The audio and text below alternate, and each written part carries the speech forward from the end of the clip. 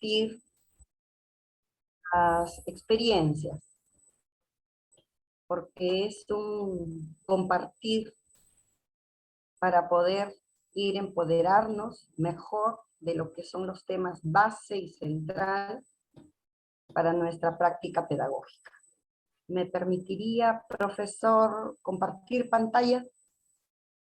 Sí, sí, está habilitado para que pueda compartir. Muy bien.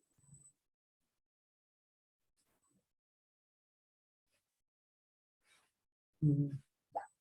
Me van confirmando si se ve para poder... Sí, ahí podemos visualizar si estamos viendo. Muy bien, muchas gracias. El tema que me honro en compartir esta tarde con ustedes es acerca de la planificación curricular y la evaluación formativa.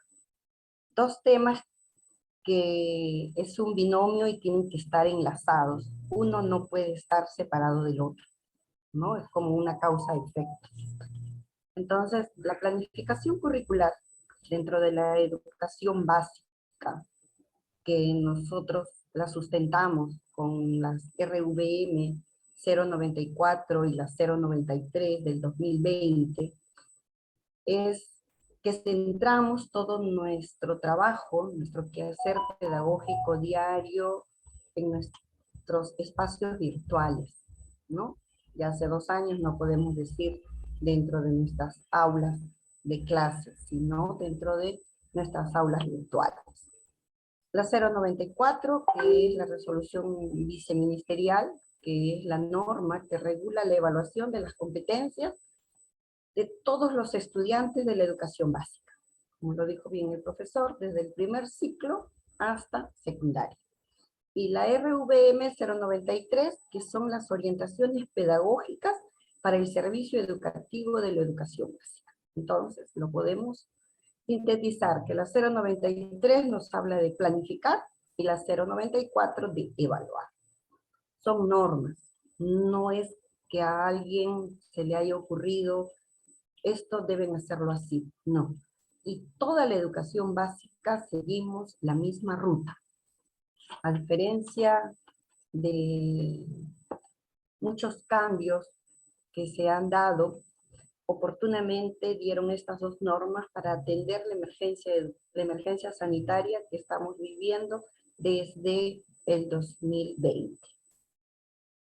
Y nos separó de nuestros espacios físicos, que podemos decir ahora, de nuestro espacio de confort que teníamos, a un espacio que nos ha enseñado a sacar nuevos metas, nuevas estrategias y asumir retos de aprendizaje y retos de enseñanza. Y dentro de ellos vamos a ir fortaleciendo lo que es una planificación curricular. Para nosotros hablar de una planificación curricular, tenemos que entender qué es una planificación, ¿no? De acuerdo al Minedu, la planificación se realiza de forma colegiada, teniendo como punto de partida las necesidades de los estudiantes. ¿Pero qué significa de forma colegiada? Significa que una maestra, un maestro solo no debería, porque sí se puede, pero no debería planificar.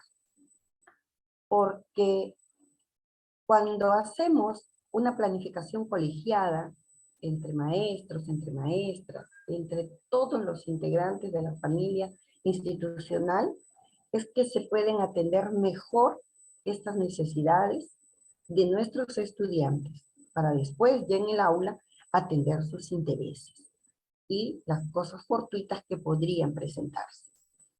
Para poder entender también que la planificación curricular debemos tener claro, como en todo, que es un acto de imaginar, diseñar y reflexionar sobre los procesos de aprendizaje que queremos lograr con nuestros estudiantes. Miren estas palabras: imaginar, diseñar y reflexionar.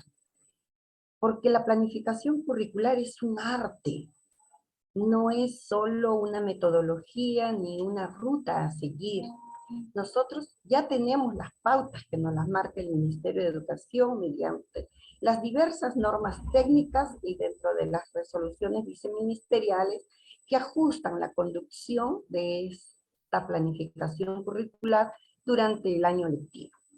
Prueba de ello que la 093 y la 094, antes mencionada, han marcado y siguen marcando todavía esta ruta que la llevamos en algunos lugares semipresencial, pero en la mayoría de nuestro Perú todavía la llevamos de forma virtual, con retos como asumiremos este año. Entonces, significa también diseñar y dentro de este diseño en un constante reflexionar. No es que ya yo planifiqué y lo dejo allí para un determinado tiempo o una unidad didáctica como más adelante lo vamos a ver, sino que debemos combinar estas tres palabras tan hermosas. ¿Cómo hacerlo? Ese diseño sigue una ruta y una vez que ya yo lo tengo bien planificado, ¿para qué me va a servir? También se concibe como una hipótesis de trabajo, por ello es flexible y abierta. Las normas que nos da el Ministerio de Educación, mediante las diversas normas legales, tanto como decreto supremo, como RVM, nos van a permitir a nosotros atender de acuerdo al contexto de nuestros niños. No es una planificación vertical, es una planificación flexible y abierta porque va a permitir, de acuerdo al contexto, cualquier situación fortuita que se presentara y la debemos atender como debe ser. Como es el caso, que ahora es muy seguro que algunas zonas de Lima hacia el norte de nuestro país van a atender esta situación catastrófica que se está viviendo en nuestro mar. También planificar es el acto de prever una serie de acciones con la finalidad de lograr una meta o un propósito. Yo no planifico al azar, tengo que planificar planteando mi meta, con propósitos a corto, mediano y largo plazo. Y también implica anticipar, organizar y decidir las estrategias que tendrán nuestras actividades de aprendizaje. Y eso lo hemos aprendido en estos 2 últimos años. El primer año fue no caótico, pero sí fue una situación muy compleja que nos tocó vivir para afrontar y enfrentar esta emergencia sanitaria con nuestros niños y nuestras niñas. Pero el año pasado ya hemos llevado una ruta mejor organizada, donde el mismo ministerio nos ha trazado una ruta que de acuerdo al análisis de cada institución, de cada contexto, de cada zona, se ha asimilado y se ha reflexionado para poder planificarla y aplicarla dentro de nuestra institución, atendiendo, como les digo, las metas y el propósito de nuestro quehacer pedagógico. La planificación curricular es un proceso, no es yo lo hago a inicio de año y ahí la dejo para todo el año. Ya lo hemos visto, es flexible y es abierta. Una de las características tan maravillosas que nos permite a nosotros los docentes poder incluir o fortalecer algunas debilidades que dentro de nuestra reflexión podemos atender. El proceso de la planificación, de acuerdo al Minedu y a muchos estudiosos, lo determinan en primer lugar en 4 pasos, ¿no? El primer paso es determinar el propósito de manera colegiada a partir de las necesidades de los estudiantes. Y aquí hay algo que debemos precisar cuando hablamos de necesidades y de intereses. Nosotros los maestros atendemos necesidades e intereses. Pero cuando hablamos de necesidades y cuando hablamos de intereses, dentro de la planificación nosotros planificamos necesidades, lo que nuestros niños y nuestras niñas al término de un ciclo deben alcanzar. Y eso es donde lo vamos a ver reflejado en los estándares de aprendizaje. Allí están las necesidades que nosotros debemos de planificar de acuerdo a nuestro currículo, de acuerdo al nivel de la educación básica. Sea una, que es el primer ciclo, sea el segundo ciclo, que es la educación inicial, o del tercero al octavo, que es primaria y secundaria. Cada uno atiende a sus propias programaciones curriculares. El segundo paso es que esta planificación debe establecer los criterios de evaluación a partir de los estándares y desempeños. El tercero, diseñar y redactar las evidencias que se espera lograr. Y el cuarto, elaborar los instrumentos de evaluación, los que se han dado en esta emergencia sanitaria, pues son las rúbricas, las guías de observación, las listas de cotejo, las fichas de observación y otros que dentro del abanico de instrumentos se nos ha permitido a nosotros irlos validando de acuerdo al logro de los aprendizajes de nuestros niños y de nuestras niñas. Como ustedes pueden apreciar, en una planificación curricular tenemos que tener en cuenta de una forma holística a nuestros estudiantes. Ya están allí los estándares y los desempeños. Están también cómo podemos nosotros diseñar para poder pedirle a nuestros padres de familia las evidencias que nuestros niños y nuestras niñas han ido enviando para ir validando el avance del logro de sus aprendizajes. ¿Y esto a dónde se lleva? Esto se lleva a los instrumentos. Por eso, planificación y evaluación van de la mano. La planificación tiene tipos, ¿no? Hay a largo plazo y a corto plazo. Y aquí es donde tenemos el PCI a nivel institucional y el PCA a nivel de aula. Y a corto plazo, que vienen a ser las diversas unidades didácticas que cada docente planifica para poder cumplir el logro de aprendizaje de acuerdo a los estándares y los desempeños, de acuerdo a la edad de nuestros niños. La planificación a largo plazo, dentro de una planificación de aula, porque hablar de una planificación institucional involucra algunos elementos que más adelante van a poder apreciar que son necesarios para considerar los 3 niveles de la educación básica que se llevan en algunas instituciones denominadas integradas, ¿no? Aquí en Chincha tenemos muchas instituciones educativas que atienden nivel inicial, primaria y secundaria. Pocas de nivel primaria e inicial y escasas de nivel inicial netamente, como también de nivel primario. Son pocos, pero ahí estamos todavía a flote, como debe ser una planificación, que todos unifiquemos las mismas necesidades, unifiquemos los intereses para poder ir de una forma colegiada a hacer una buena planificación. La planificación a largo plazo anticipa un conjunto de actividades pedagógicas que se ejecutarán durante todo el año lectivo. Además, es el resultado del trabajo en equipo. No es un trabajo aislado, es un trabajo de equipo. Y permite también la progresión en el logro en función a las situaciones significativas. Contiene una secuencia lógica de las experiencias de aprendizaje.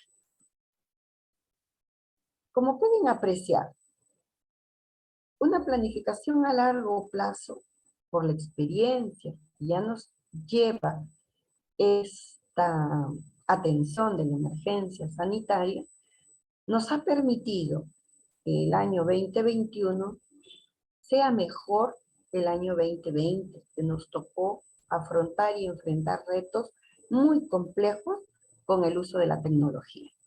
Imagínense ahora cómo esta emergencia sanitaria nos ha llevado a ir fortaleciendo y empoderarnos con estos temas mediante la tecnología. Ustedes desde su hogar, yo desde el mío, pero con la misma intención de poder fortalecer nuestro trabajo para que en marzo sea el mejor el que le brindemos a nuestros alumnos. En la planificación a corto plazo tenemos las experiencias de aprendizaje y las actividades de aprendizaje. En las experiencias de aprendizaje permite el desarrollo progresivo de los aprendizajes, allí vemos capacidades y desempeños.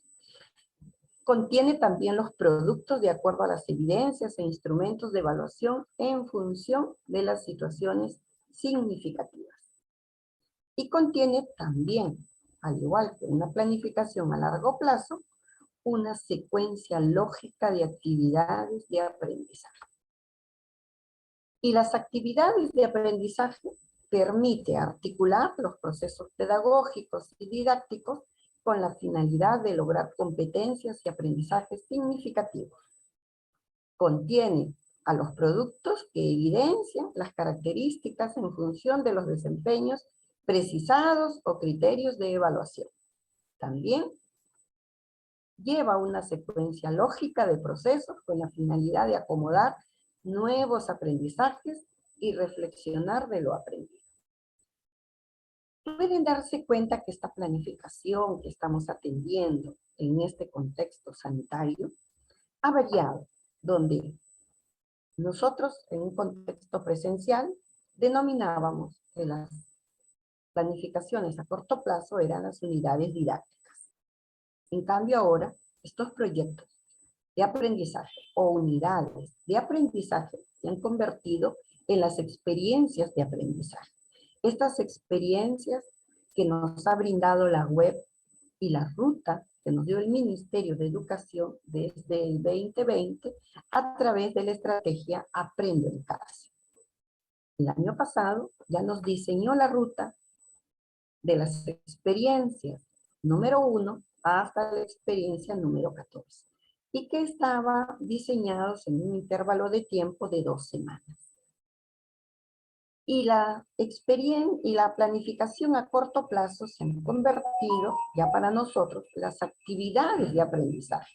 Esas actividades que nosotros hemos utilizado un N de estrategias para poderlas hacerlas nuestras y compartirlas mediante videos, Aula Zoom, Google Meet y todas las estrategias y modos que nos ha brindado el uso de la tecnología.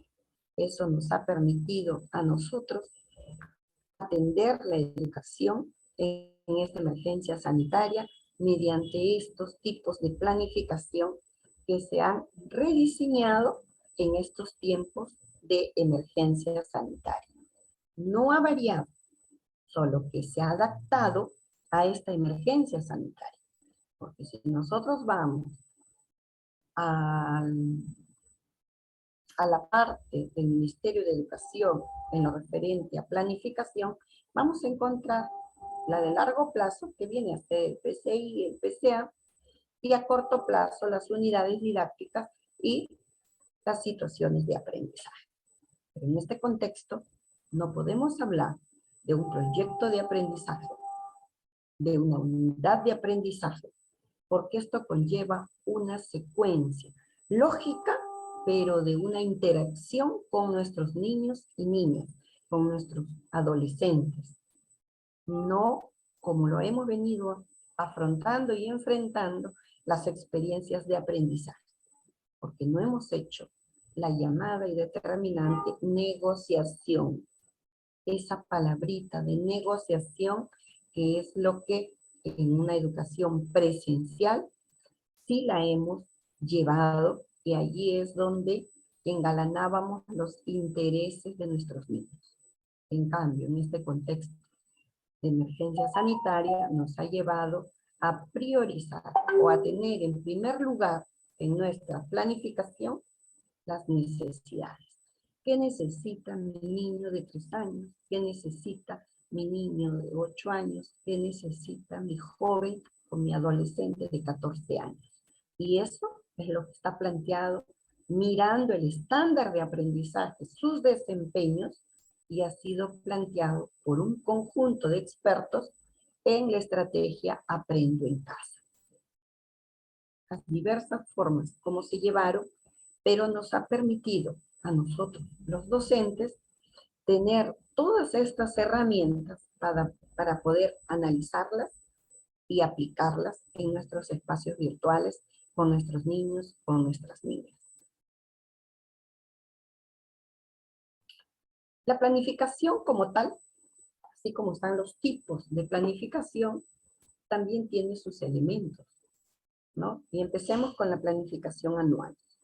Los elementos de la planificación anual, en primer lugar, tenemos el propósito de aprendizaje.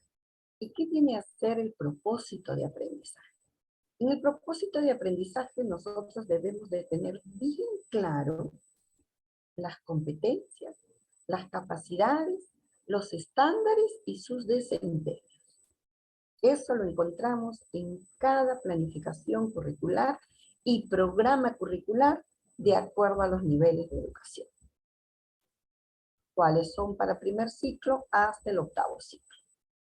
Pero como siempre, debemos tener bien presente que lo hacemos mirando el estándar y los desempeños. ¿Qué vienen a ser los desempeños? Desempeño viene a ser toda aquella acción que el niño realiza, practica como producto del desarrollo de sus capacidades y de sus competencias. Cuando hablamos que un niño es competente, es porque tiene en él desarrollado sus habilidades, sus destrezas, esas capacidades que las ha ido combinando, mirando siempre el estándar y el desempeño. Que más adelante van a ver un poquito esta palabra desempeño a cambiar en este contexto sanitario, porque se convirtió en los criterios de evaluación que teníamos que evaluar las evidencias. También la planificación anual, otro elemento es que conlleva o contiene la organización de las experiencias y los enfoques transversales en el tiempo. Imagínense que estos dos elementos tienen que estar muy bien evidenciados en mi planificación curricular anual. Ninguno de ellos puede faltar. Debemos de tenerlo bien presente. Y esto luego nos lleva a pensar, a imaginar, de que puede alguien decir, uy, se ha vuelto a la sábana que hacíamos antes. No, no es hacer una sábana. Es hacer un análisis, una imaginación, un diseño y una reflexión real para atender a nuestros niños y niñas y brindar y cubrir todas las necesidades de aprendizaje que requieren de acuerdo a su edad. Vamos a ver los propósitos de aprendizaje, ¿no? Dentro de estos elementos. Y ahí tenemos a la competencia, ¿no? Que lo vemos que es la facultad que tiene una persona para combinar 2 o más capacidades a fin de lograr un propósito específico en una determinada situación, actuando de manera pertinente y con sentido ético. No es solo que yo me desenvuelva bien, no, sino que debemos hacerlo de manera pertinente, oportuna y con toda la parte ética que debemos hacer. Este desarrollo, este desenvolvimiento, esta actuación que le podemos decir a nuestros niños, a nuestros jóvenes, a nuestros adolescentes. Y también que atiende de acuerdo a las competencias de acuerdo a los niveles que tenemos en el nivel inicial, en el nivel primario y en el nivel secundario. Cada uno de estos niveles atiende a ciclos específicos. Tienen sus propias áreas, tienen sus competencias de las áreas, tienen las competencias transversales que conjugadas todas es que se plantea esta planificación curricular anual.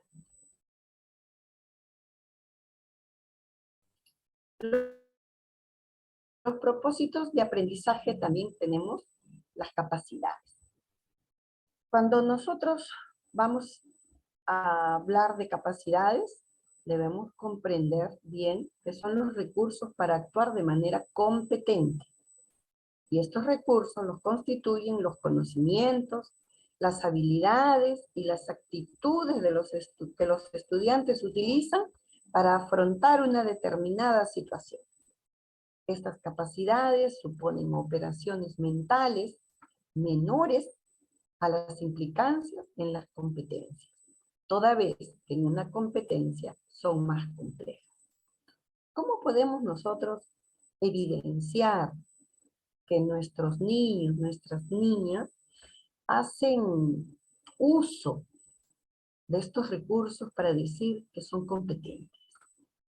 ¿Cómo poder plasmar en esta planificación curricular anual para lograr al fin de año, a fin de cada ciclo, como se ha visto que está diseñada la educación básica en nuestro país, podemos plantear a largo plazo, ¿no? Y en esto vamos a ver que debemos tener en cuenta muchos elementos de acuerdo a nuestro contexto. ¿Se imaginan ustedes que esta situación tan catastrófica que se produjo con el derrame de miles de barriles de crudo de petróleo haya sucedido en época escolar? ¿Qué nos dirían nuestros niños, nuestras niñas, nuestros adolescentes? ¿Cuántos temas por trabajar en cuanto a nuestros contenidos transversales, al medio ambiente? Ese medio ambiente que hoy se está recordando, pero ese medio ambiente que hoy, más de 100 años, fue instaurado por dos grandes personajes de nuestra historia. Uno de ellos, Víctor Raúl Haya de la Torre, y el otro, José Carlos Mariátegui, que un 21 o 22 de enero de 1921 celebraron la fiesta de la planta. Miren, más de 100 años. No los recuerdan. Pero sí, en nuestros contenidos transversales está el contenido ambiental. Entonces, ¿cómo poder lograr y decir que nuestros estudiantes son competentes para afrontar una determinada situación? Estarían ya los maestros actuando con ellos en este análisis, en estas hipótesis que darían ellos en todas las áreas. Como lo dijo nuestro compañero y maestro, el primer expositor chileno, cómo se nos presenta a nosotros un tema para poder plantearlo en nuestras aulas y hacer que no se repita, ¿no? Dar las pautas, dar las sugerencias, brindar cuántas alternativas de cuidado del medio ambiente. Miren el descubrir que cómo el cabello humano es utilizado para mitigar y poder limpiar nuestras playas. Entonces, ¿cuántas medidas se pueden hacer? Dentro de los propósitos que debemos considerar en esta planificación curricular anual, también tenemos las actitudes, los conocimientos y las habilidades. Las actitudes, en primer lugar, son las de pensar, sentir y comportarse, que son disposiciones o tendencias para actuar de acuerdo o en desacuerdo en una situación específica. También son formas de actuar en la vida de acuerdo a un sistema de valores. Son las actitudes. ¿Qué actitud tomo yo frente a una situación? Teniendo en cuenta que la debo de pensar, sentir y comportar o actuar. Las habilidades que son sociales, cognitivas o motoras. Es el talento, la pericia o la aptitud de una persona para desarrollar con éxito una tarea encomendada. Las habilidades sociales, aquellos niños, aquellas niñas que se desenvuelven muy bien con una expresión oral, se sienten seguros con sus expresiones de conocimiento y con sus desplazamientos motores, cuando saben llevar una buena coordinación. Y allí, a eso nos llama también a poder recordar y poder identificar los pequeños o grandes indicios de poder ir identificando las inteligencias múltiples. Y los conocimientos, que son las teorías, conceptos y procedimientos, que son todos los conocimientos legados por la humanidad en los distintos campos del saber. No solo en matemática, no solo en comunicación, sino en todo conocimiento que existe de esta historia nuestra. No es solo hablar del siglo XXI, sino tener conocimiento de toda nuestra historia, de todos los hechos que debemos de ir marcando y narrando de la mejor forma, de una forma ética, los hechos históricos. Muchos medios de comunicación nos dicen, si hubiese sido el derrame de Petroperú, ¿cuál hubiese sido la actuación de los medios de comunicación? Y no solo hablando de los medios de comunicación de la pantalla chica o grande, sino también los medios de comunicación escrito, virtual. ¿Qué es lo que pasa? Entonces, todo este conocimiento debemos de tenerlo en cuenta como conceptos, como procedimientos, para poder actuar de una forma competente. También para una planificación anual tenemos los estándares de aprendizaje. Y los estándares de aprendizaje vienen a ser descripciones del desarrollo de la competencia en niveles de creciente complejidad, desde el inicio hasta el fin de la educación básica, de acuerdo a la secuencia que sigue la mayoría de estudiantes que progresan en una competencia determinada. Estas descripciones son holísticas porque hacen referencia de manera articulada a las capacidades que se ponen en acción al resolver o enfrentar situaciones auténticas. Estos estándares no son los mismos en un ciclo con otro ciclo y tiene que ser siempre de una forma creciente en complejidad. Nosotros en el nivel inicial tenemos que ir planificando y complejizando las capacidades de nuestra planificación para ir acercando al niño al estándar esperado cuando egrese del segundo ciclo. Lo mismo lo hará los del primer ciclo. Y por eso tenemos que los estándares están planteados en 8 escalas. En la educación básica, en EVA y en EIB, ¿no? Que son las formas de la educación impartidas en nuestro país. Y todo esto está en nuestro plan curricular de la educación. Y ahí es donde nosotros podemos ver las competencias, que es el conjunto de capacidades, y estas a su vez van ascendiendo en una escalera que son los estándares. Cuando un joven termina, o una joven termina la educación básica, debe alcanzar ese nivel que está diseñado y planteado en nuestro currículo. Y eso lo debemos tener en cuenta en la planificación curricular anual. Esa es la meta. Nosotros tenemos que planificar la educación hasta diciembre y cómo debe llegar nuestro joven, nuestro niño, nuestra niña a diciembre.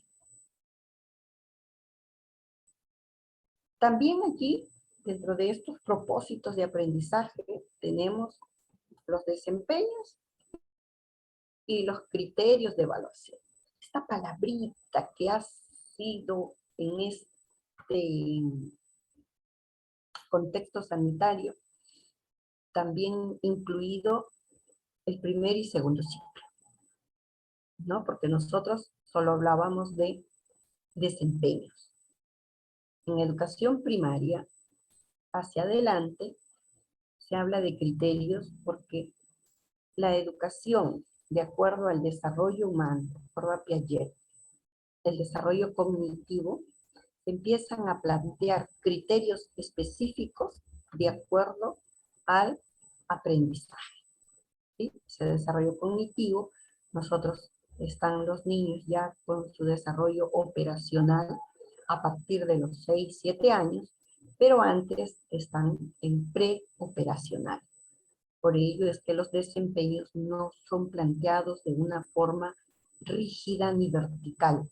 Por eso que nosotros en inicial utilizamos las descripciones de aprendizaje. En esta planificación curricular anual, los desempeños los tenemos que ver, porque son descripciones específicas de lo que hacen nuestros estudiantes con relación a los niveles de desarrollo, ¿no? ¿Qué desarrollo? Las competencias, y estas están ubicadas o muy bien planteadas en los estándares de aprendizaje. En estas 8 escalas o niveles de estándar de aprendizaje. También vienen a ser o se evidencian en algunas situaciones que los estudiantes demuestran cuando están en proceso de alcanzar el nivel esperado de la competencia o cuando ha logrado este nivel, ¿no? Los niños de 5 años que ya han alcanzado el estándar de aprendizaje del segundo ciclo, ya puede decirse que es un niño que va de forma competente al tercer ciclo. Y también los desempeños tienen como propósito ser referentes para la evaluación de los aprendizajes a nivel de aula o a nivel del ciclo, ¿no? A nivel del ciclo lo estamos hablando como todo el segundo ciclo, no solo como 4 años, como 3 años, como 5 años, no, sino a nivel de todo el ciclo. Igual se hace en el tercer ciclo. El tercer ciclo que involucra primero y segundo grado, ¿no? No se ve el nivel del niño en primer grado, no se ve el nivel del niño en el segundo grado. Por eso nosotros entendemos que la promoción que le damos a nuestros niños, hay promociones automáticas. El primer ciclo, en el segundo ciclo, un niño, cumplida la edad, de acuerdo a las normas que se rigen, que es la edad cumplida el 31 de marzo, entonces cumple 4 años, se promociona al aula de 4 años. Cumple 5 años, se promociona al aula de 5 años. Cumple 5 años, se promociona al tercer ciclo, que es el primer grado. El primer grado se promociona al tercer ciclo, que es también el segundo grado. De allí, ya las promociones no son automáticas. Las promociones son de acuerdo a sus desempeños alcanzados a estos estándares para poder promocionar al niño o considerarlo como un niño repitente. En este contexto sanitario, un poco que no queda tan claro ni tan convincente que tengamos niños a partir del segundo grado hasta el quinto de secundaria que estén todavía repitiendo, porque esto involucra una serie de elementos que tendrían que analizarse para poder determinar la repitencia, que no se dio del 2020 al 2021. Y todavía no están claras las normas de la promoción porque están en desarrollo las carpetas de desarrollo o de apoyo que aquellos niños que no estuvieron conectados en el 2021 tienen que desarrollar estas carpetas y su evaluación queda aperturada todavía hasta el tercer bimestre del año en curso. Son criterios que de acuerdo al contexto hay mucho todavía que analizar, ¿no? Porque no podemos nosotros determinar o, como se dice criollamente, jalar a un estudiante cuando este estudiante, su contexto ha sido tan adverso que en casa sean 4 hermanos, un solo celular, como ese padre de familia le da prioridad a quienes de sus hijos. Y allí siempre los de inicial hemos salido bajoneados, porque cuando hemos hecho las investigaciones, ese trato, ese acercamiento a la familia, nos encontrábamos con esta triste realidad de que un solo equipo lo utilizaban 3, 4 hermanitos. Y ahí es que tomaba la decisión el padre de familia para ver qué niño le daban primero el celular. Entonces, es este criterio de decir un niño repitente, yo creo que hay mucho más para analizar, ¿no? Porque también podrían decir sí, pero también nos podemos ir al otro extremo. Padres que tienen, o jóvenes, que tienen el celular, pero no lo han utilizado de una forma pertinente, de una forma apropiada para sus clases, para enviar sus evidencias o para atender las llamadas que hacían los maestros, ¿no? Es un tema que yo creo queda para que lo analicen bien dentro del seno de una escuela, que cada caso tiene que ser individualizado y personalizado. Otro de los propósitos también de aprendizaje que están dentro de esta planificación curricular anual, tenemos los criterios de evaluación. Y los criterios de evaluación, de acuerdo a la RVM 094 del 2020, que es la que marcó las pautas de la evaluación y una evaluación formativa, más adelante lo vamos a ver, nos refiere que estos criterios de evaluación son un referente específico para el juicio de valor sobre el nivel de desarrollo de las competencias. También describen las características o cualidades de aquello que se quiere valorar y que deben demostrar los estudiantes ¿en qué? En sus actuaciones ante una situación o en un contexto determinado. Entonces, estos criterios de evaluación, a partir del tercer ciclo, estaban bien planteados dentro de la planificación curricular, pues allí la educación es en base a contenidos. En cambio, en el segundo ciclo, para nosotros, como maestras de educación inicial, un poco que nos ha costado manejar criterios de evaluación para las 3 edades. Allí hemos dado saltos, altos, saltos largos, y ya podemos, si volvemos a esta semipresencialidad, en un futuro a la presencialidad, podemos ya manejar mucho mejor los criterios de evaluación de acuerdo a la gradualidad de las capacidades, de los desempeños de nuestros niños y niñas de 3, 4 años. Porque los de 5 años nos los marcó el Ministerio de Educación.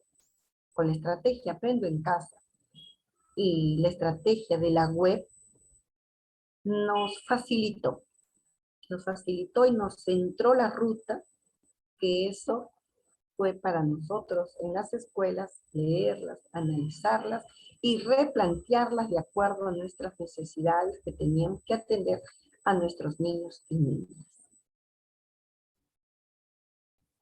Y como se sabe, los 7 contenidos o enfoques transversales están inmersos dentro de esta planificación curricular. Los enfoques o contenidos transversales aportan las concepciones importantes sobre las personas y sus relaciones con los demás, con el entorno y con el espacio común, y se traducen en formas específicas de actuar. También son los orientadores permanentes del trabajo en el aula y determinan las características de los procesos pedagógicos.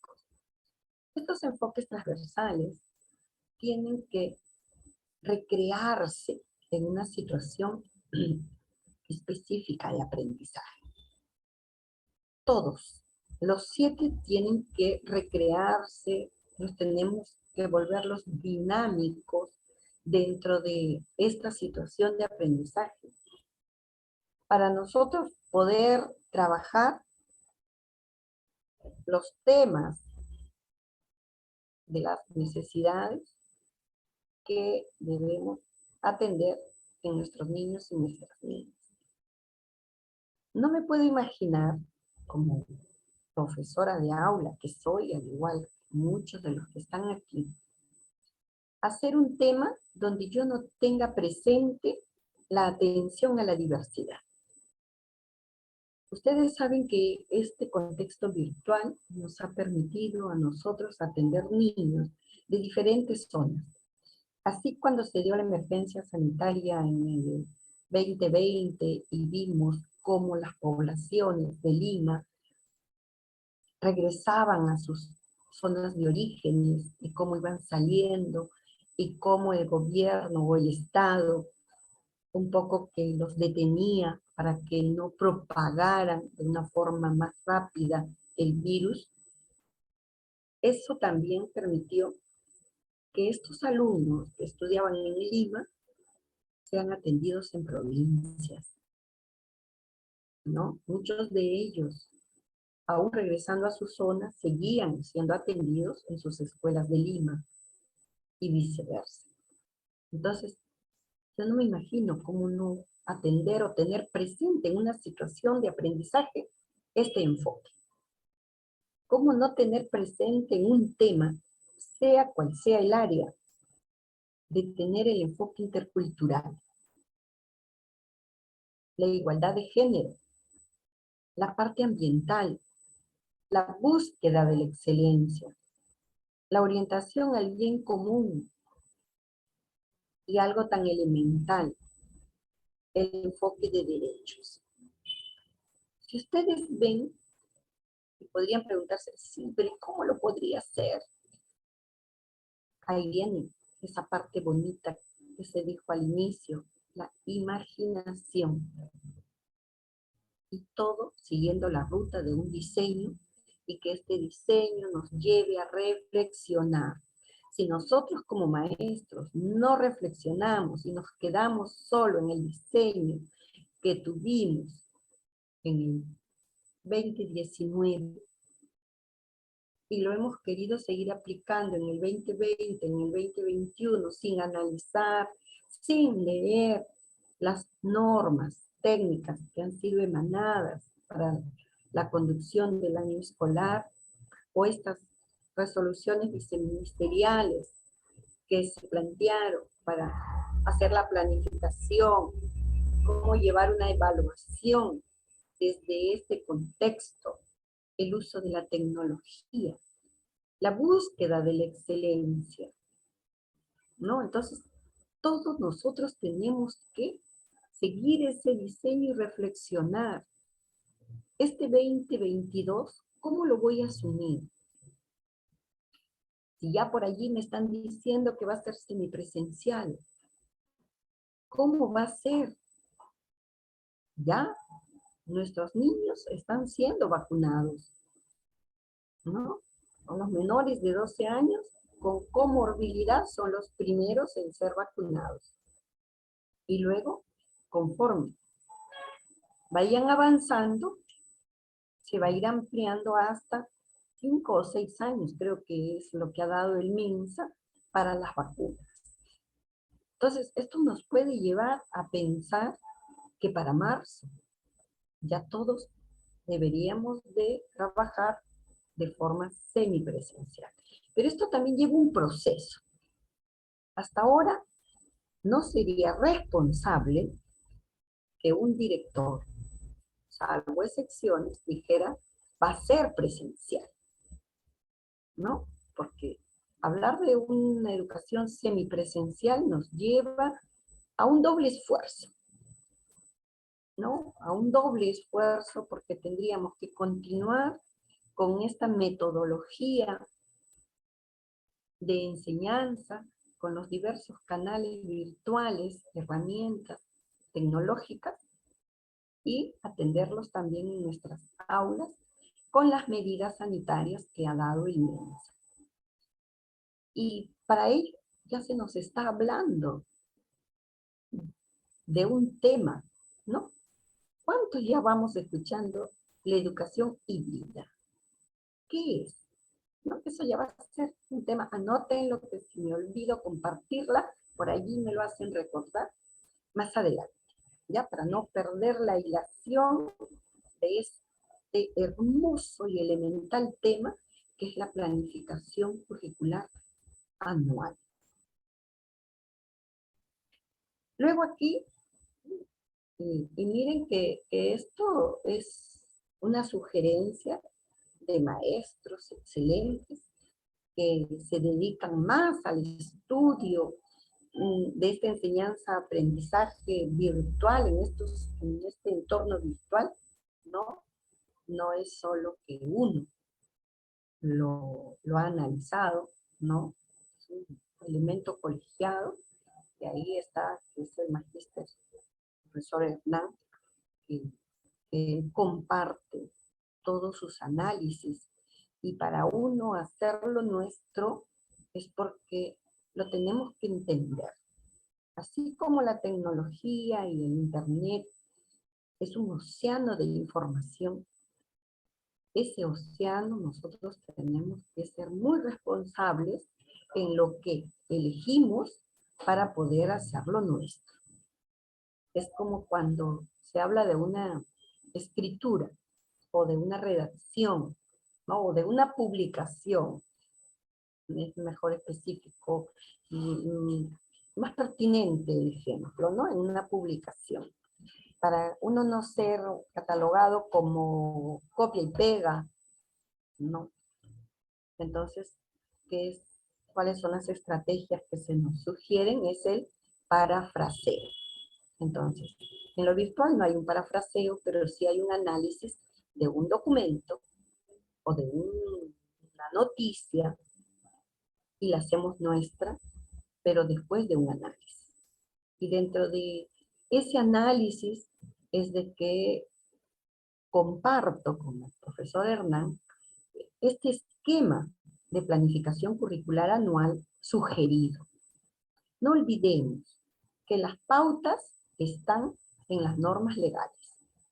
Todo el resto es sugerido porque tiene que ser analizado y asumido con responsabilidad para aplicarlo en una institución educativa que conlleve el análisis del contexto, de las necesidades de nuestros niños, de nuestra ubicación, no solo geográfica, sino también política. Entonces, en este esquema que se sugiere de planificación curricular anual, tiene que llevar elementos. No puede ser solo yo lo planifico, lo diseño, un cuadro y queda allí. No, tiene que tener una información general. ¿Por qué? ¿Para qué? Y aquí es donde se plasma la visión, la misión de nuestra institución. También tiene que llevar una evaluación diagnóstica. Esa evaluación diagnóstica que muchos a veces dicen, pero ¿cómo yo voy a hacer mi evaluación diagnóstica si lo hablamos en inicial? ¿No? Porque vemos que la evaluación diagnóstica nosotros la analizamos como la interacción que hacemos con nuestros niños para poder ir evaluando sus habilidades, sus destrezas, con sus saberes previos, con los que yo voy a seleccionar para el año. Pues imagínense en este entorno virtual en que estamos trabajando, no tenemos interacción. Entonces, ¿cómo yo voy a plantear mi planificación en este esquema? Mi evaluación yo la tengo que tener con una descripción del resultado. ¿Pero del resultado de qué? Es resultado del año anterior, ¿no? Y no solo del año anterior, porque si aquí vamos a hacer un esquema o vamos a llenar una planificación curricular anual, tenemos que tomar en cuenta estos 2 años que hemos vivido de la emergencia sanitaria y que todavía no ha pasado. Todavía el Ministerio de Educación no nos ha trazado la ruta en una norma técnica que vamos a seguir a partir de marzo. Por allí se dice la última semana, pero no tenemos una norma técnica todavía. Vamos a esperar estos resultados de esta comisión multisectorial que ha sido formada, que es la que está analizando todo esta toma de decisión que debe de asumir el gobierno para poder diseñarnos el camino de la atención a nuestros niños y a nuestras niñas. Pero no vamos a esperar eso. Nosotros tenemos que ir haciendo esta planificación curricular anual. Tuvimos 2 semanas de trabajo en diciembre, de analizar todos nuestros documentos de gestión. Pero nuestros documentos de gestión en un estado entre presencial y virtual, ¿no? En esos reajustes. Pero aquí es un esquema más consensuado, que se acerca mejor a esta situación que estamos viviendo y que debemos de tener en cuenta para el 2022. También se tiene que considerar la descripción general del registro en el CIAGIE. Pero ese CIAGIE consensuado, ese CIAGIE sincerado, con brechas cortas, que a pesar de estos 2 años de este trabajo, este remoto, podamos entender las causas, las justificaciones de nuestros padres de familia y tomarlas en cuenta para el CIAGIE, esas carpetas de fortalecimiento a los aprendizajes de nuestros niños, de nuestras niñas. También nosotros tenemos que tener en cuenta la descripción general del currículo, ¿no? ¿Qué nos dice este currículo regional? Lo estamos tomando en cuenta para poder plantear dentro de estos elementos que nos respalda la región o la UGEL, cómo vamos a plantear, cómo vamos a desarrollar este año 2022. Luego también, dentro de esta evaluación diagnóstica, tener en cuenta la descripción del portafolio.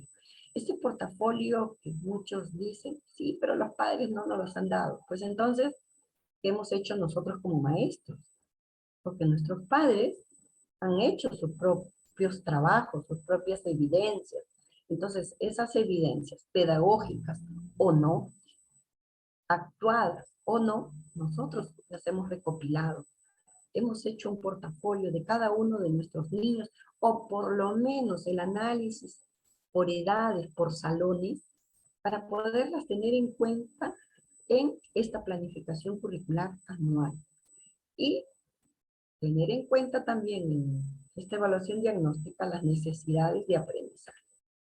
¿Qué debo yo de tener en cuenta que mis niños de 4 años desarrollen este 2022?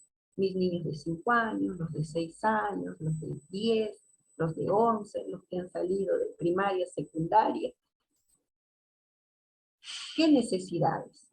Y estas las debo de tener yo en cuenta para esa evaluación diagnóstica, pero esa evaluación diagnóstica dentro de un ambiente reflexivo. Y para ello, el tercer paso de este esquema también son los propósitos de aprendizaje. Y estos propósitos de aprendizaje, pues, tenemos las competencias, las capacidades, los estándares y los desempeños. Pero esto ya distribuido para todo el año. No olvidemos, es abierto y flexible, o es flexible y abierto nuestro currículum.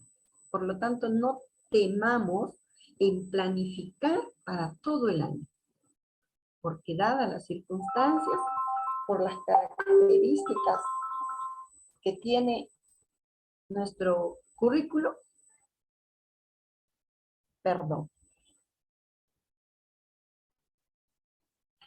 las características que tiene nuestro currículo, podemos nosotros ir incrementando,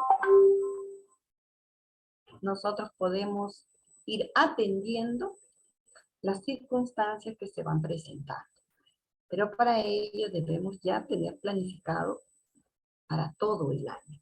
No podemos hacerlo en situación de aprendizaje, de un espacio determinado, de un bimestre, de 2 bimestres, no. Tenemos que mirar todo, por eso dice que tenemos que mirar el estándar, que tenemos que trabajar viendo al niño de una forma holística, no ver al niño solo en su aspecto emocional, en su aspecto cognitivo, en su aspecto de interrelacionarse, no. Tenemos que ver al niño como un todo. Por eso es que se habla de una educación o de una visión holística. Entonces, es lo mismo en esta planificación curricular.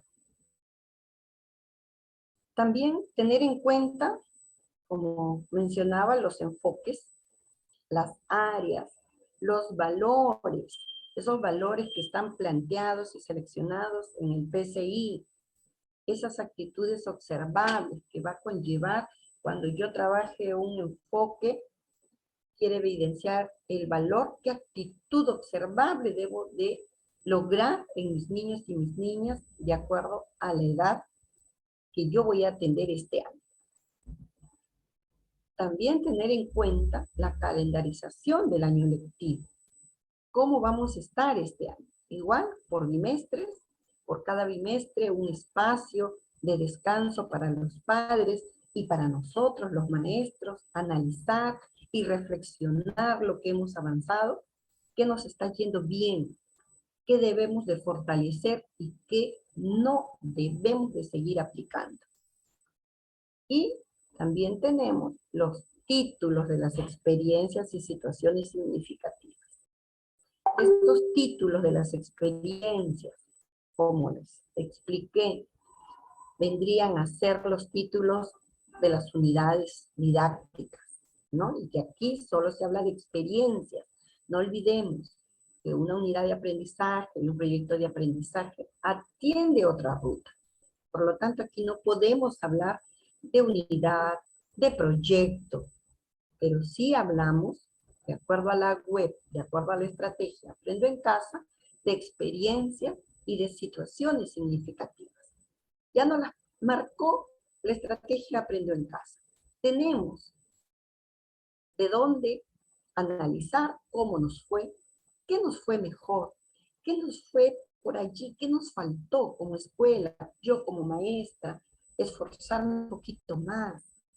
Eso es lo que yo tengo que plantear en esta planificación curricular anual. Y también qué instrumentos de evaluación voy a utilizar, ¿no? Y dentro de los instrumentos hay 4 que son los que más han dado mejores resultados en esta evaluación, en este trabajo remoto. Y que ahorita en la segunda parte del tema, allí las vamos a ver cuáles son las bondades que hemos descubierto en estos instrumentos de evaluación y que debemos seguir atreviéndonos en fortalecerlos, pero también de sistematizarlos y de llegar a conclusiones y sugerencias para los que después nos van a seguir, ¿no? Entonces ahí están las rúbricas, la lista de cotejo, la ficha de observación, la guía de observación y cada una de estos instrumentos con sus propias técnicas. Y también en esta planificación curricular anual debemos de tener en cuenta los materiales y recursos, ¿no? Dentro de los materiales, nuestros estudiantes, nosotros también como docentes, quienes más participan en esta planificación curricular anual, la fecha y las firmas. Es muy bueno porque, como les decía al inicio, es un trabajo colegiado. Por eso tiene que ir con firmas, porque es asumir el compromiso de estar involucrado en esta planificación curricular anual, para después sentirnos mejor de lo que hemos logrado con todo lo que hemos planificado de marzo a diciembre.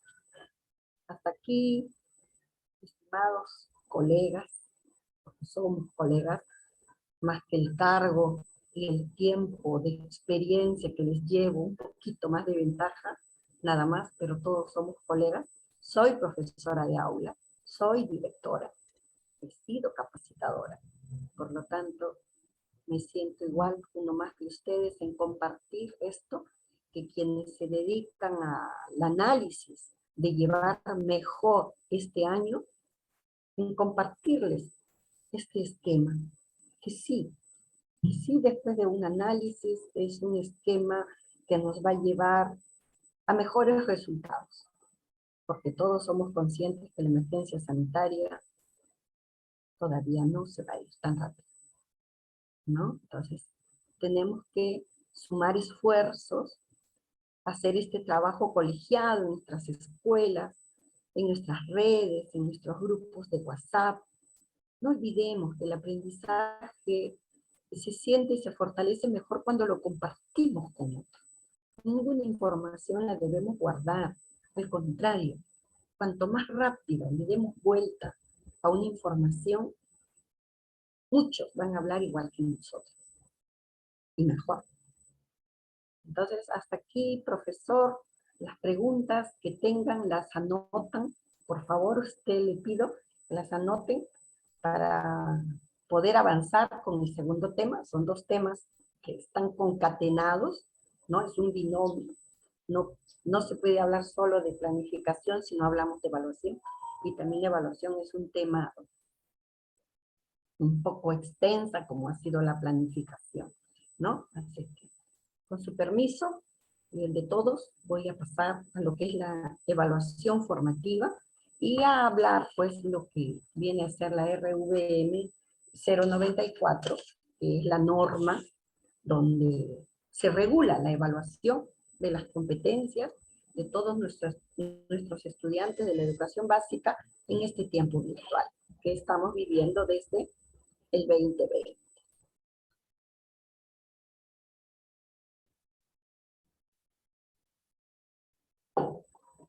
Entonces, la evaluación formativa, de acuerdo a nuestro currículo nacional de la educación básica, nos plantea que para la evaluación de los aprendizajes tiene que ser desde un enfoque formativo. ¿Pero qué es? ¿No? Es un proceso sistemático de recojo de información y valoración de la información relevante sobre el desarrollo y el logro de las competencias de nuestros estudiantes para tomar decisiones oportunas que contribuyan a la mejora continua del aprendizaje. Del aprendizaje de nuestros niños, de nuestras niñas, de toda la educación básica. Porque la RVM 094 no solo dice esto para inicial, esto para primaria, esto para secundaria. No. Toda la educación básica.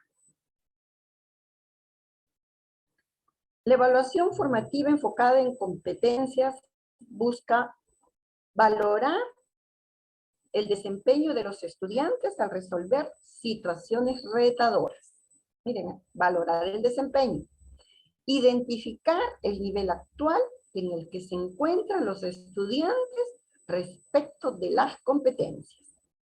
y crear oportunidades continuas para que el estudiante demuestre hasta dónde es capaz de combinar de manera pertinente las diversas capacidades que integran una competencia. Entonces, la evaluación formativa, valorar el desempeño, identificar el nivel actual y crear oportunidades continuas. Pero, ¿qué evalúo? ¿Qué evalúo? ¿Qué valoro? ¿Qué identifico? Entonces, yo voy a evaluar las competencias, pero como la tomo como una toma de referente a los estándares de aprendizaje, ¿sí? Yo para ver el estándar, yo tengo que pasar por las capacidades y por las competencias para poder llegar al estándar.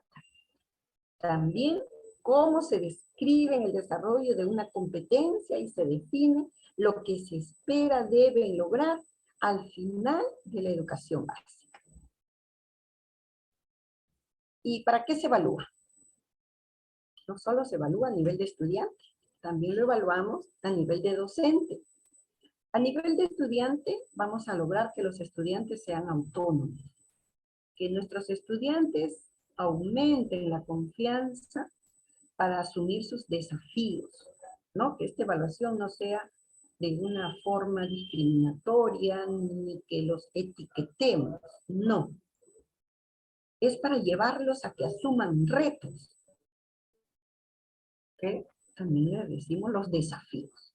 Desafíos, retos, para que el niño de una forma autónoma responda a estas situaciones cotidianas. Y a nivel de docente, porque nos va a permitir a nosotros atender la diversidad de aprendizaje de los estudiantes, brindando oportunidades diferenciadas. Y ahí es donde nos lleva a recordar los ritmos y estilos de aprendizaje, de poder visualizar al mínimo resplandor, al mínimo rayo de luz que podamos ver de las inteligencias múltiples. Y también nos va a permitir a nosotros los docentes retroalimentar permanentemente la enseñanza en función de las diferentes necesidades de nuestros estudiantes. No se evalúa solo para poner un calificativo, no. Para poner A, B, C, A, D, no. Se evalúa para ir fortaleciendo la autonomía de nuestros niños, de nuestras niñas. Se evalúa para yo como maestra, estoy brindando bien mis oportunidades con mis niños, con mis niñas, con mis estudiantes, estoy retroalimentando bien para lograr que este niño, que esta niña asuma sus desafíos en su vida cotidiana. Y aquí está la reflexión de la que está involucrada esta planificación. La evaluación, como tal, es un proceso. La evaluación no se dice, ya yo evalué al niño que terminó inicial y por lo tanto ya los demás no lo van a evaluar. No, la evaluación es un proceso inherente al desarrollo humano. Así como es el aprendizaje, también lo es la evaluación. Y todo desde un enfoque formativo. ¿Cómo se evalúa? Lo tenemos que evaluar comprendiendo en primer lugar la competencia que vamos a evaluar.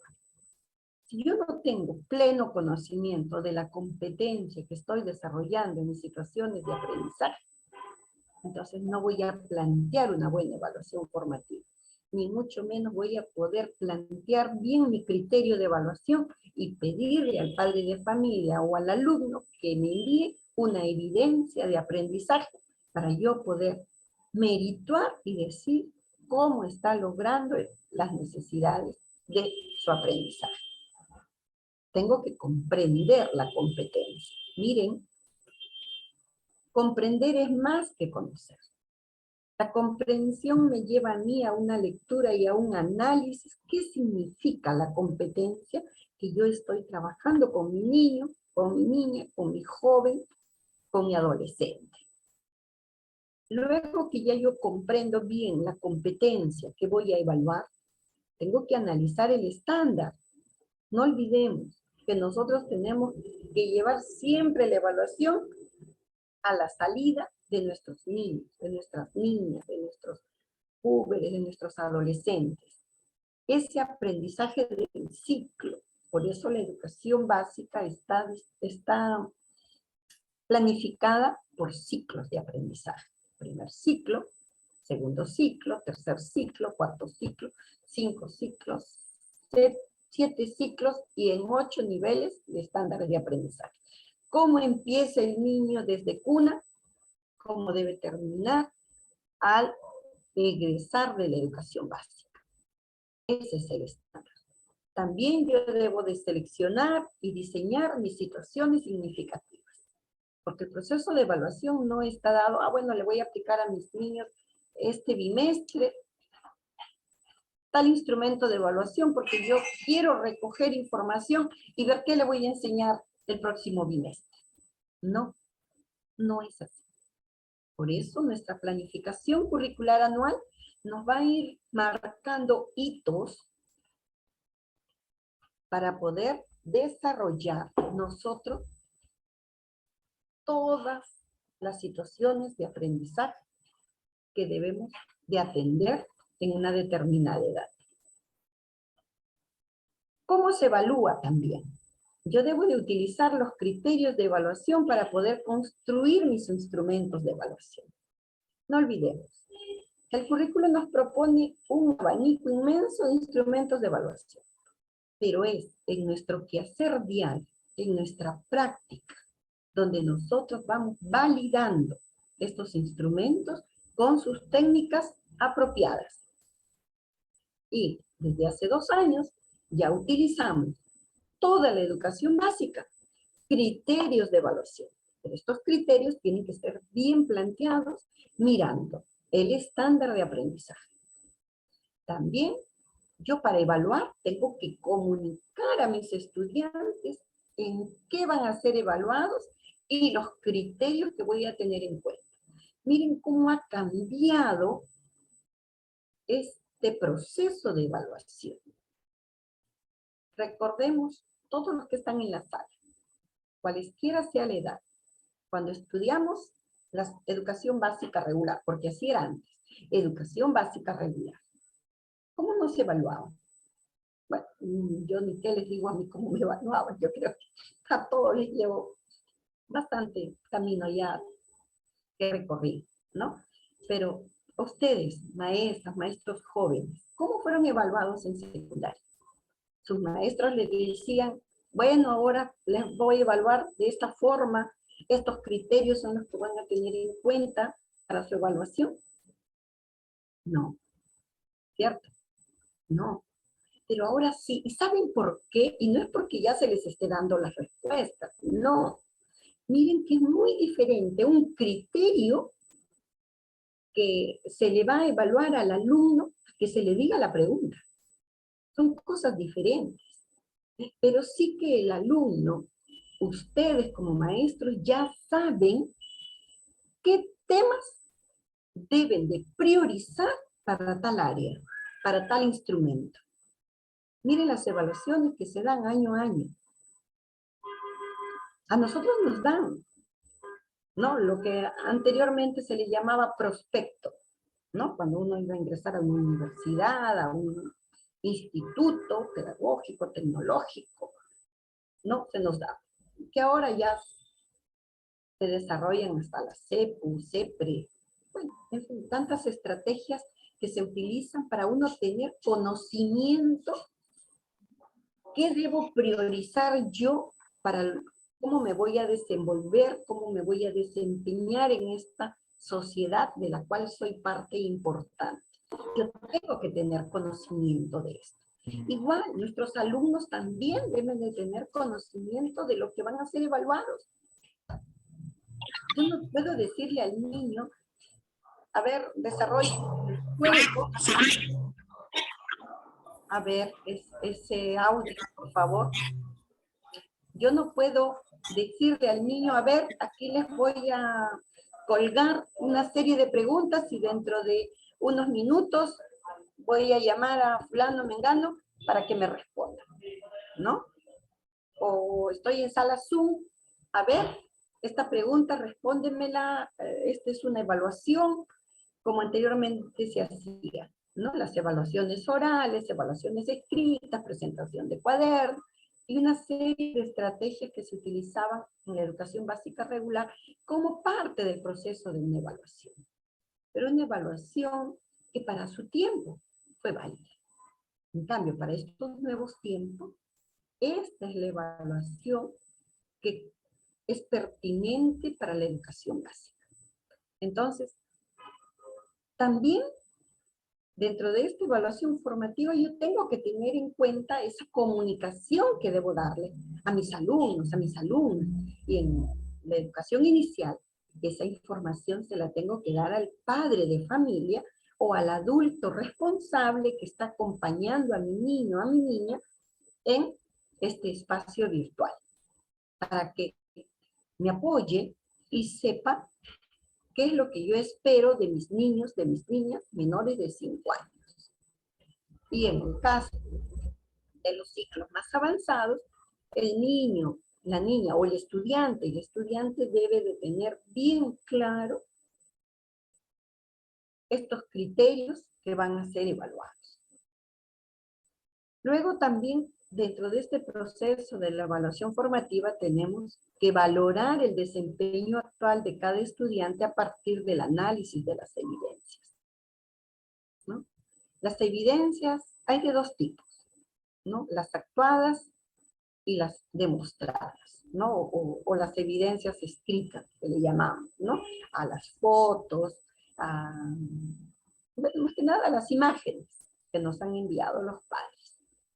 Y a las actuadas cuando el niño da respuesta mediante un video o mediante una videollamada o dentro de la misma sala que se está desarrollando la experiencia de aprendizaje, yo recojo esta evidencia y puedo merituarla, valorarla para poder ir describiendo el desarrollo de aprendizaje de mis niños, de mis estudiantes. Y uno de los aspectos que mucho dio también un tema de bastante, no controversia, pero sí un tema como ahora tenemos sobre la mesa, la educación híbrida, fue la retroalimentación, ¿no? La retroalimentación y que para lo que está diseñado en nuestro currículo de la educación básica, se nos plantea a dos teóricos, ¿no? Que es la famosa, la escalera de Wilson y las preguntas de Rebecca Anijovich, ¿no? Que son las características de cómo retroalimentamos nosotros a nuestros niños. Miren cómo el proceso de la evaluación formativa me lleva a mí como maestro, como maestra, como docente, a exigirme, empoderarme de estos aspectos que al combinarlos me va a ayudar a mí a hacer mis descripciones valorativas de la evaluación de mis estudiantes, ¿no? Estos 7 aspectos, estos 7 puntos que yo no debo dejar de lado ninguno, porque uno lleva al otro, están bien concatenados para poder decir que estoy llevando este proceso de evaluación formativa de una manera óptima para que mis niños, para que mis estudiantes puedan ir avanzando y lograr que sean competentes.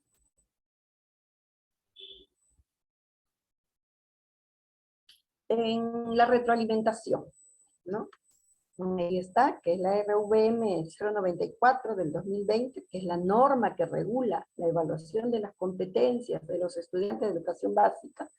Lo dice la norma, que la retroalimentación tiene que tener un propósito de aprendizaje, ¿no?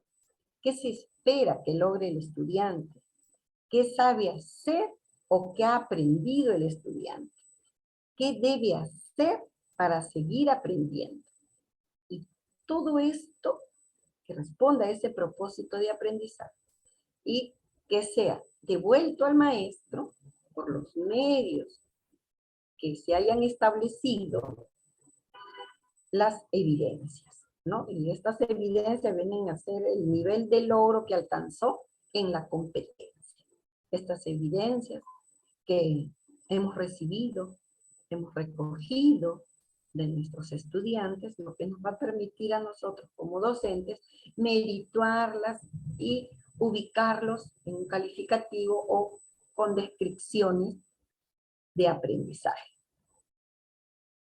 Pero esto nos lleva a tres grandes preguntas, ¿no? Porque la evaluación tampoco se da así, qué fácil, qué bonito, no.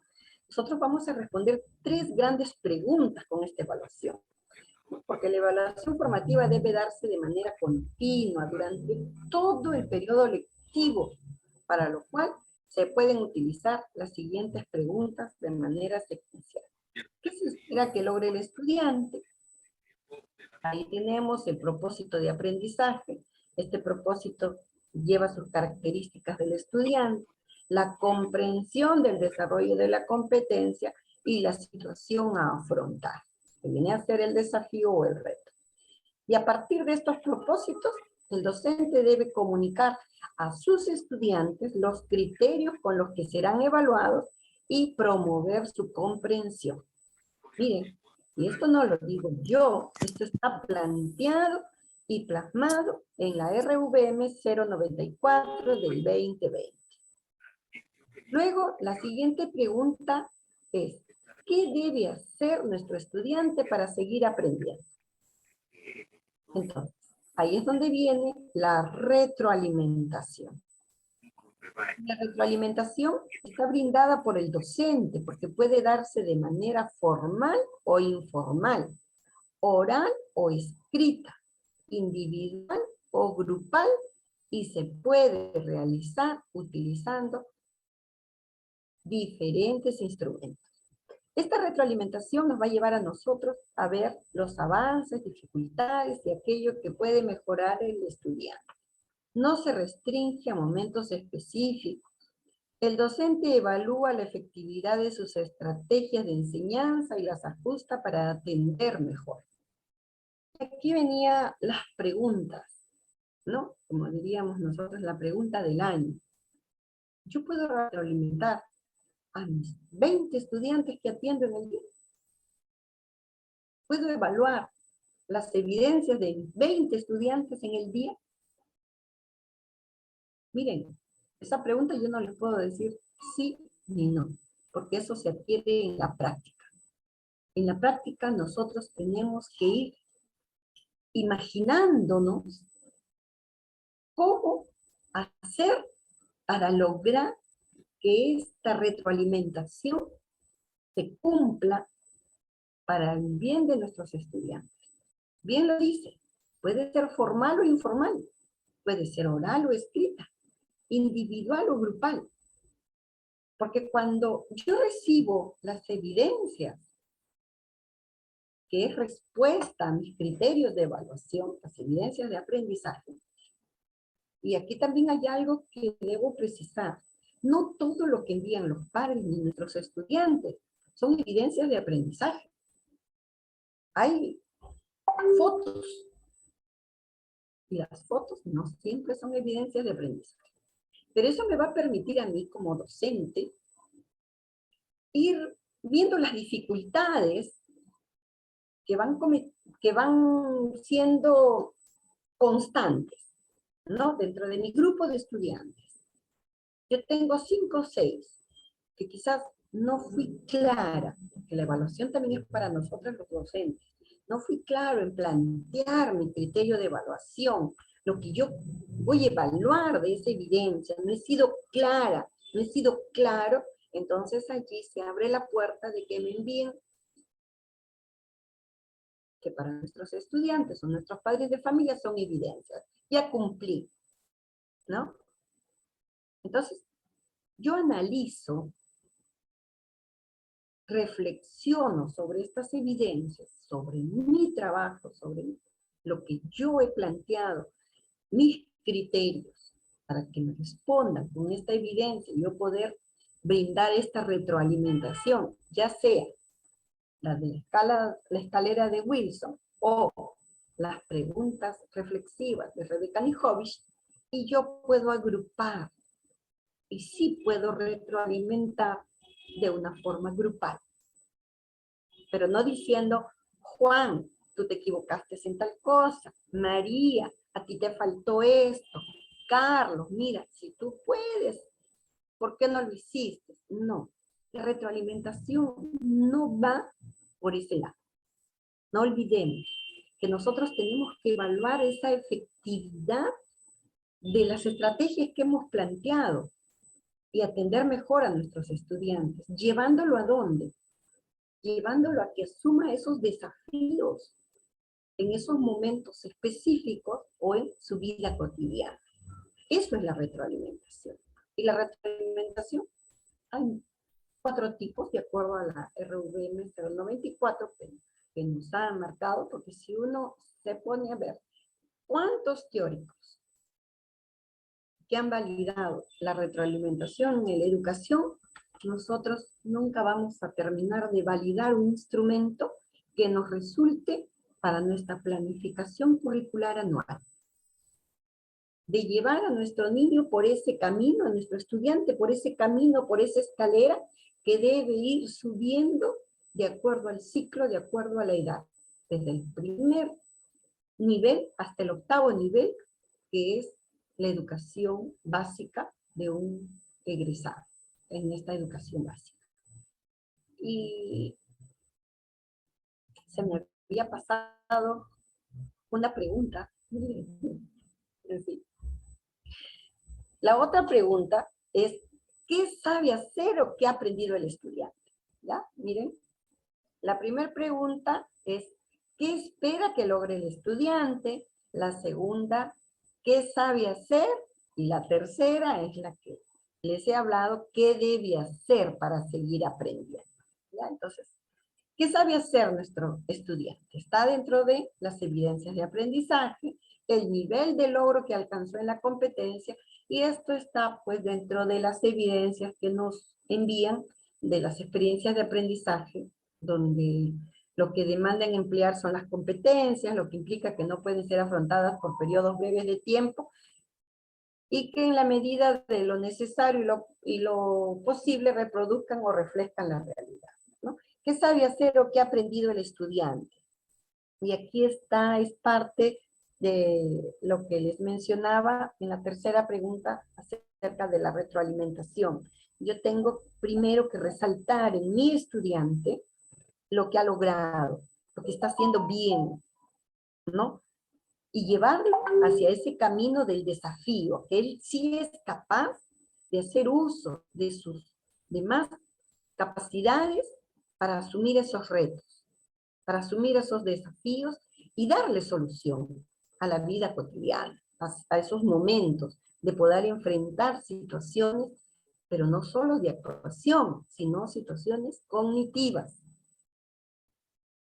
Luego viene esta parte importante, esta parte esencial, que es el monitoreo y la evaluación de la retroalimentación en el proceso de aprendizaje en esta modalidad a distancia, que lleva a organizar el monitoreo a los estudiantes, fomentar entre los estudiantes el uso del portafolio, recoger y explorar los aplicativos que van a usar para monitorear y escuchar y evaluar y retroalimentar de manera formativa.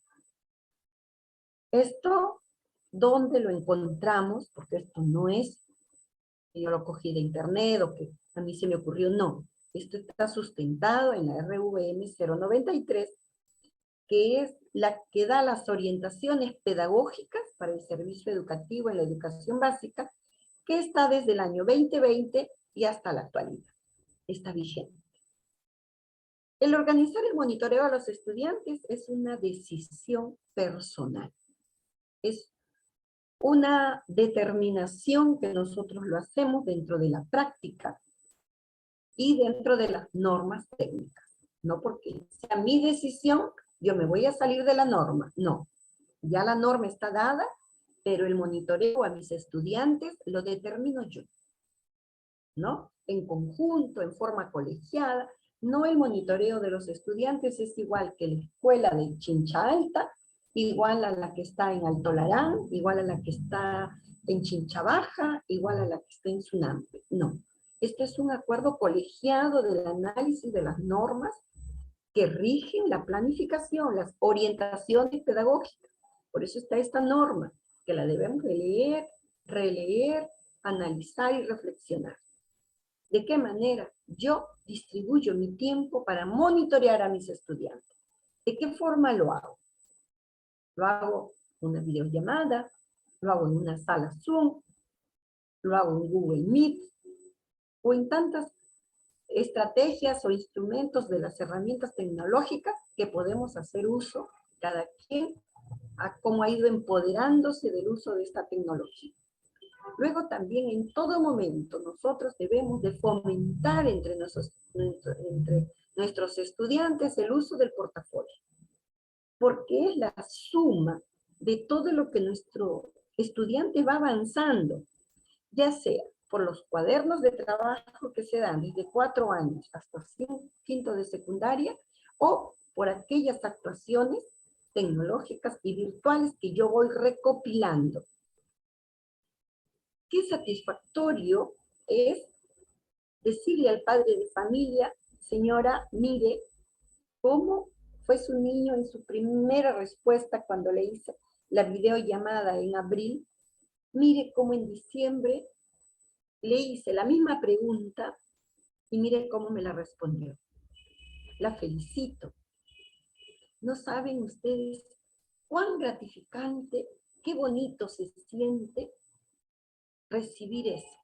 Cuando en un periodo presencial nosotros solo decíamos los logros, en la clausura, todos los logros destacados, y se quedaban.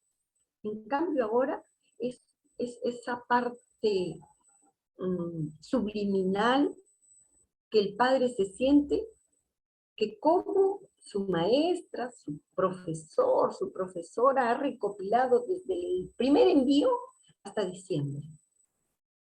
Que quizás yo por el tiempo, porque ya la lluvia, o porque el hermanito menor, o porque yo no tenía espacio en mi casa, ya lo rompí o lo dejé que siga jugando, mi hijito, ya no lo tengo, pero ahora lo tengo virtual. Este es el portafolio, no solo de los niños pequeños, sino también de los niños, de los jóvenes, en quinto y secundaria. ¿Cuántos nos atrevemos a decirle a nuestro estudiante: mira María, cuando nosotros dialogamos sobre este tema de cívica o de ciencia o de ETP, creo que se llama la educación para el trabajo, las respuestas, tu punto de vista, y mira en diciembre cómo opinaste, ¿no? Entonces también recoger y explorar los aplicativos que van a usar para el monitoreo, de qué forma vamos a monitorear a nuestros estudiantes. Lo vamos a hacer con llamadas, videollamadas, en sala Zoom, que me respondan los videos que yo le he enviado, en qué momento vio o cuántas veces vio el video del tema que estuvimos tratando, si investigó o no investigó, qué link fue el que mejor le interesó. Entonces, ¿de qué forma yo voy a utilizar estos pasos para el monitoreo, la evaluación y la retroalimentación, ¿no? Y no olvidemos nunca que tenemos que escuchar, que hasta el más pequeñito tiene cosas que comunicarnos. Imagínense ahora los jóvenes, que están ávidos para que alguien los escuche, ¿no? Quizás no podemos hacer una videollamada, pero sí una llamada que a veces nos permite a nosotros desafiarlos y que se atrevan a contarnos cosas donde nosotros podemos ayudarlos. No le podemos dar su palmadita en el hombro ni ese apretón de mano, pero sí decir: ya te escuché, y plantearles situaciones para que se atrevan a hacer cosas positivas, cosas buenas, que le ayuden en la sociedad a ser hombres y mujeres de bien. Y por el tiempo, profesor, sí les voy a dejar las técnicas y los instrumentos que son fáciles de comprender porque lo que todos utilizamos son los 4 instrumentos que nos sugiere la RVM 094, que es la que habla de la evaluación, la que nos rige la evaluación, y aquí están los ejemplos, ¿no? Cuáles son las técnicas y cuáles son los instrumentos, porque cada instrumento atiende a una técnica específica. Ya no olvidemos, la esencia de un instrumento la recogemos utilizando una técnica, ¿ya? Y eso es lo que debemos de comprender bien, ¿ya? Aquí estoy, profesor, para las preguntas que Bien, deseen y el material se lo voy a compartir. bien, gracias. Me lo envían. Bien, a ver si no hubiera alguna pregunta, alguna interrogante por allí para dar por concluida la participación del día de hoy.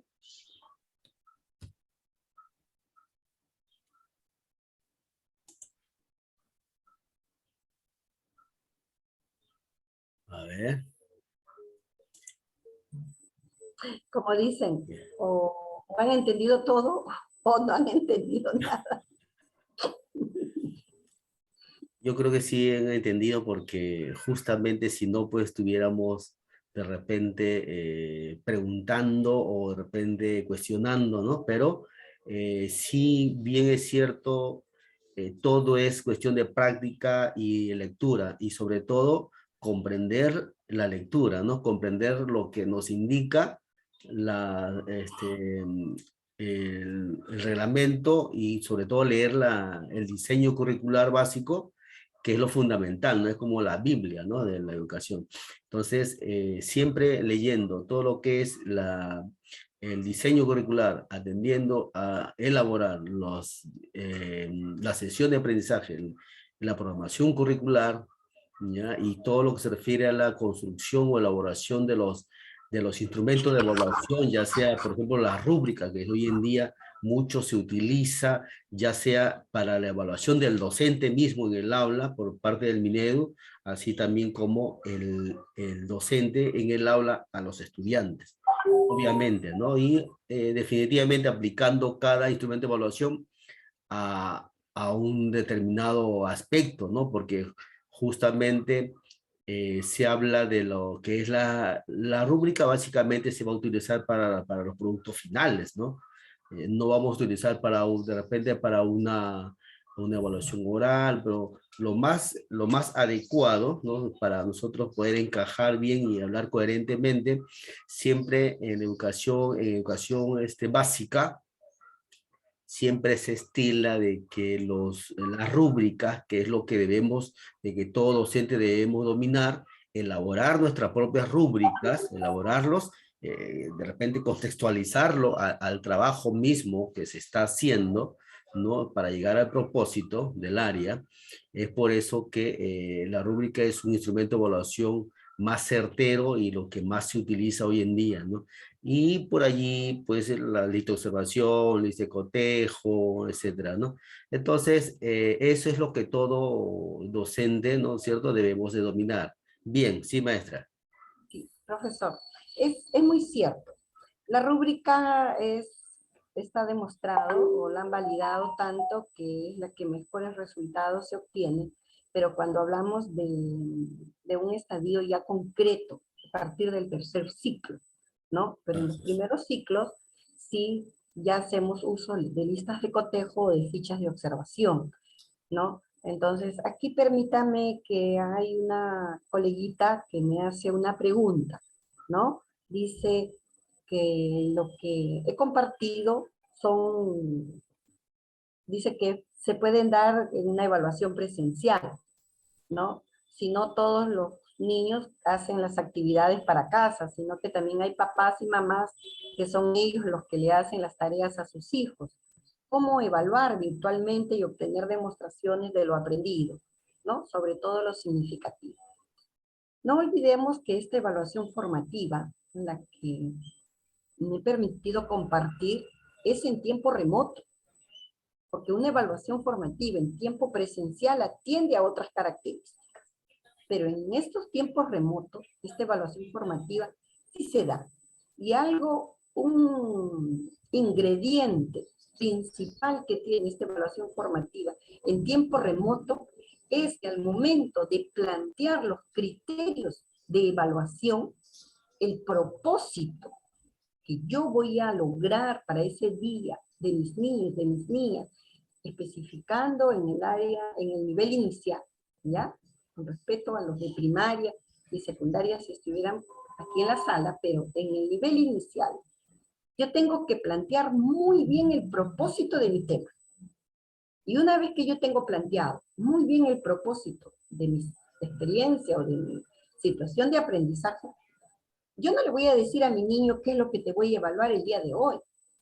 Yo a quien se lo tengo que transmitir de una forma clara, concreta, es al padre de familia, al adulto responsable de ese niño. Porque son ellos los que van a hacer posible el envío de esa evidencia. No olvidemos, no son tareas, ¿ya? Son situaciones de reto, que es el padre que me va a ayudar a mí a orientar al niño para que responda a esos retos que yo le estoy planteando, que atiende al propósito del día. También les hice mención que nosotros recibíamos, o hemos recibido de un solo niño, a veces hasta 10 evidencias. Pero, ¿cuáles son las evidencias pedagógicas?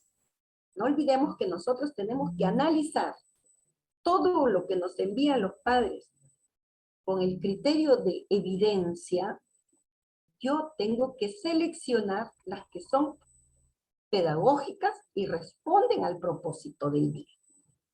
Si de las 10 o N que me hayan enviado, ninguna responde al propósito, entonces allí viene la retroalimentación. Allí vienen las preguntas reflexivas de Rebecca Nichols. Porque aún lo que haya enviado tiene valor para ese padre que se ha esforzado. Quizás no dentro de la conducción del criterio de evaluación, pero sí se ha esforzado en hacerle o en ayudarle. Ha demandado tiempo, ha demandado un material, ha demandado una actuación, una filmación, una foto. Ha demandado una inversión del tiempo del padre y eso hay que valorarlo para poder mantener a ese padre conectado todo el año. Entonces, ¿qué vengo a hacer yo? Yo analizo, yo reflexiono, porque entonces ya no el error, yo no lo voy a ver siempre en el niño o en el padre que no me está enviando lo que yo necesito para poder ver un aprendizaje significativo en mi alumno. Entonces, yo tengo que reflexionar lo que he hecho. ¿Por qué para ese niño no funcionó? ¿Por qué para los padres de Carlos sí ellos me comprendieron? ¿Qué está pasando en esa familia? ¿Qué tengo que hacer? Mi cuaderno de campo, anotarlo. Y si alguien más en el aula, yo estoy encontrando la misma debilidad, aquí es donde puedo hacer una retroalimentación grupal, que podríamos decir nosotros una pequeña sesión o una pequeña reunión Zoom, donde yo hablo del tema y vuelvo a fortalecer el propósito. Me dirán ustedes, ¿y siempre voy a tener que hacer eso? No. Ahí viene la imaginación. Ahí viene esa parte, sin desmerecer las demás áreas, los demás niveles, eso que tenemos las maestras jardineras, las maestras de inicial, que somos pilas para poder captar la idea y dar solución a eso que no está siendo atendido de una forma pertinente en nuestros padres. Por eso yo no les puedo decir, retroalimenten a sus 25 niños, retroalimenten a un niño, retroalimenten a 2, a 3. No, porque eso se aprende en el camino. Podemos retroalimentar a 10, podemos retroalimentar a 5, o me puedo detener en una sola familia que ya yo he hecho ese análisis, en ese diagnóstico que ya yo he visto desde que inició el año. Puede ser una familia disfuncional, puede ser que el niño hoy se quedó con la abuelita, mañana con la tía, después con la prima, después solo con el hermanito que por ratos le dio el video y solo me envió eso. O sea, eso implica un análisis de todo. Y ahora nos facilita a nosotros porque con esto lo solucionamos. ¿Y cómo lo utilizamos? Una llamada, una videollamada. Si el niño no me envió evidencia toda la semana, ¿qué hago? Capaz yo lo llamo y le hago preguntas, y sí ha visto los videos, sí ha estado en mi sala, pero no quiso participar. Capaz su celular no tuvo volumen, no tuvo megas. No olvidemos que eso en la práctica es que lo vamos descubriendo y nunca dejamos de aprender, y mucho menos en estos tiempos todavía de emergencia sanitaria. Por lo tanto, más reflexión, cómo planteamos nosotros el propósito y el criterio. Y a quien se lo planteamos es al padre. Entonces, ¿en qué capacidad está el padre? Por eso, en ese diagnóstico es muy importante. Ustedes como maestras pidan, ¿no? Al inicio, la ficha integral y volver a esas preguntas, ¿no? Entonces, ¿qué nos cuesta una llamadita? Hacer un horario, señora, señor, miren, ¿les parece? Mañana me pueden regalar 10 minutos de su tiempo, quiero hacer unas preguntas, ¿no? Respecto para el aprendizaje de su niño, porque este año queremos que sea mucho mejor que el año pasado, imagínense. O sea, la creatividad nos lleva a ir descubriendo en nosotros las maestras y los maestros también, porque mis respetos para quienes también como varones dan unas alternativas y comparten unas estrategias muy bonitas a imitar y hacer efecto multiplicador también, de poder usar el teléfono como un momento de motivación, como un momento de retroalimentación. A ver, amiguita Juliana, si con eso pude responder a tu inquietud. Bien, maestra.